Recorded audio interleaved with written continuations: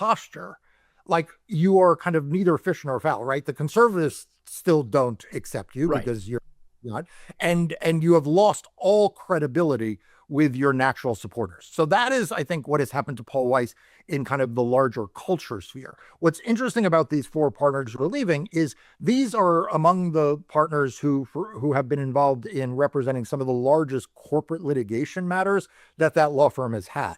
They represented Google, for example, in the most recent antitrust case. So there will be economic consequences to Paul Weiss from these departures. I'm not saying it's going to crater the firm, but it is a big blow to the image of the firm. And I think really importantly, a big blow to the proposition that Paul Weiss and the other law firms were selling, which is, oh, this may be a bit odious, but it's good for business. Right. It doesn't right now look like this was very good for Paul Weiss's business. And that's what I want to dig into, because this whole thing was done in service of, okay, what's the path of least resistance? What can we do that's going to make things hurt the least? But in fact, by virtue of them doing this, yes, they might have, staved off some momentary pain by the Trump administration, pain that, by the way, likely would have been blocked in the courts.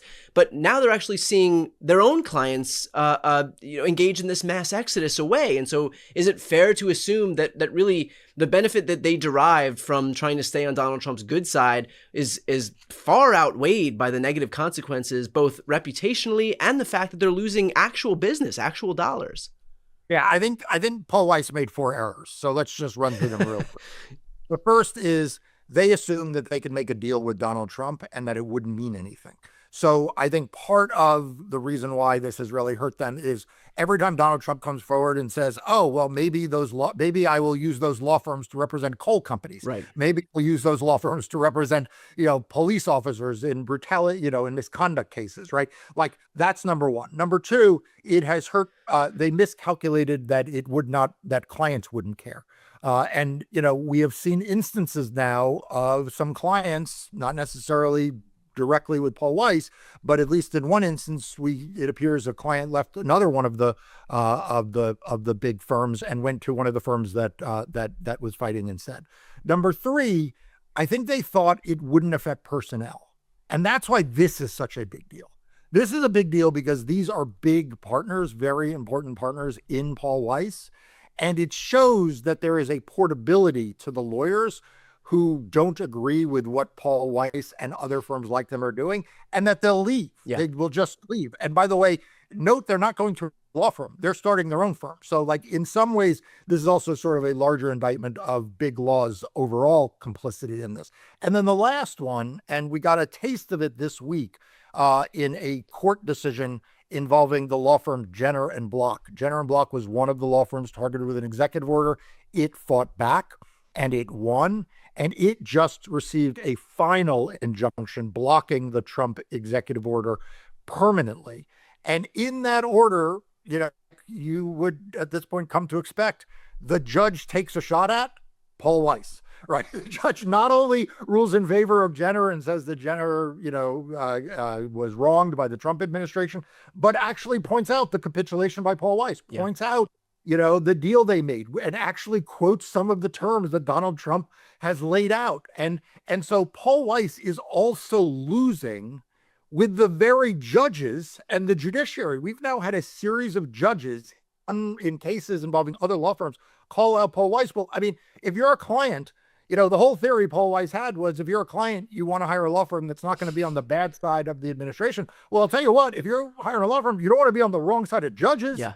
To the extent the judges are expressing real apprehension about what the Paul Weisses of the world have done, that seems to me to be a even more long-lasting problem that law firm may wind up having. Well, as it relates to that Jenner case, I mean, that is the whole basis of what Trump was trying to do. So if Trump's whole bending these law firms over the barrel to try to get what he wants, to try to extract something from them, if that was inherently illegal and doesn't stand up to legal muster, then what is Paul Weiss left with? That they won't be on the receiving end of some mean tweets by Trump? Like if the things that he used to extort the law firms isn't going to stand by virtue of these by virtue of the rulings in these cases, then like what did Paul Weiss get out of all of this? Yeah, I think what it got was a sullied reputation. and what most people who think they can make a deal with Donald Trump is. Right, which is at the end of the day just thrown under the bus. It just never. I mean, the extent to which it never works out for the other person in this transactional relationship cannot be overstated. Yeah, but what we continue to see, and which just I marvel at, these billionaire businessmen are supposed to be super smart and savvy. And yet, look at Tim Cook and Apple. The guy gave $1 million to Donald Trump, and Donald Trump is now targeting Apple. Right. Okay. The law firm supposed to be super smart. I mean, they're the ones who the billionaires go to for savvy negotiations. And look at what these law firms have done. I mean, who the hell wants to hire a law firm if this is their negotiating strategy? If this is how they come out? And so you're just kind of left scratching your head, Brian. How is it that so many people who are supposed to be really smart think they're the ones who can make a deal with Donald Trump and come out smelling like a rose? Right, right. You and I have spoken about this at length, and so I'm curious from your vantage, how important is it for folks to continue talking about not just Paul Weiss specifically, but what Paul Weiss represents, which is this idea of capitulation to Trump? How important is it to continue to talk about this stuff as a way to disincentivize other people, whether it's lawyers, whether it's tech billionaires, whether it's media outlets, whoever it may be, so that they don't follow in the same footsteps and give Donald Trump more power by virtue of capitulating to him? Yeah, I think it's vital. I mean, look, I had a lot of friends who were at Paul Weiss. I have some friends who still are at Paul Weiss, and I shake my head. I mean, I don't know what the hell they're still doing there. Anyone with dignity and self-respect should be leaving that firm, or any of the others that are capitulating. But it is important to continue to point out what that law firm in particular did, because it was the first. It was the first, and it was also the firm with the closest connections to Democrats, and the one that you cannot say did not understand the threat that Donald Trump posed. Right. I mean, you cannot go back to what the partners of that law firm were saying when Joe Biden was in office, when they thought Joe Biden would win, and square it with what they did here. And they need to suffer the consequences of a cautionary tale, not just to the rest of the legal industry, not just to the universities, not just to the media companies, but to any large institution that thinks it can make a deal.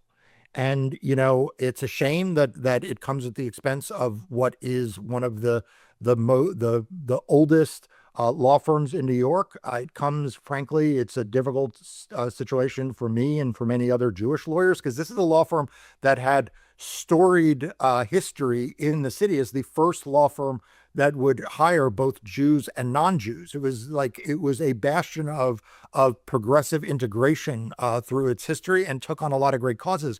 But, when it made its deal with Donald Trump, it is important that it be held accountable and it be held out as an example, which is why I know you continue to bring it up. It's why I continue to write about it on Democracy Docket. And it's, frankly, I think the reason why it's become very sticky. There's not a lot of stickiness around a lot of the capitulations. You probably, if you're watching this video, you probably can't name another one of the 9 or 10 law firms that capitulated, but Paul Weiss, and it's because of that history. It's because of who they were. It's because they were first. It's because they could have sued and they would have won. Right. That they are getting all of the negative publicity they are. Right. And look, you have been a leader in terms of not just talking about this and pushing back publicly, but with what you're doing with your team and your firm in terms of standing up to this administration and not even, venturing into the ballpark of capitulation. I think that is so important, especially in light of what we're seeing right now. So one small step that we can all take, everybody watching, is to help elevate Mark's voice, elevate his team's voice by subscribing to their YouTube channel, Democracy Docket. I'll put the link right here on the screen and also in the post description of this video. I'm Brian Tyler Cohen. I'm Mark Elias. This is Democracy Watch.